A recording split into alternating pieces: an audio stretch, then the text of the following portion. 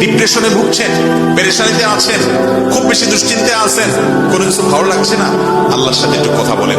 আল্লাহ, আপনি আমার সৃষ্টিকর্তা, আপনি আমার মালিক, আপনার কাছে আমার ফিরে যেতে হবে। আপনার কত অবাধ্য হয়েছি, কত নাফরমানি করেছি, কত সীমা লঙ্ঘন করেছি, কত নির্দেশ অমান্য করেছি, কত নিষেধ লঙ্ঘন করেছি। আল্লাহ, এগুলোর জন্য পাকড়াও করলে আমার কোনো উপায় থাকবে না।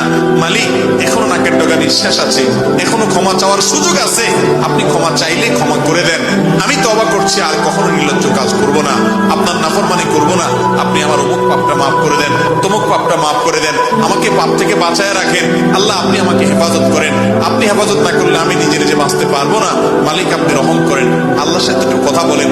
আল্লাহর কসম, সালহাতুস সঙ্গে বুদি দিল খারাস, আজমুদে এক জামানা খাকে বাস।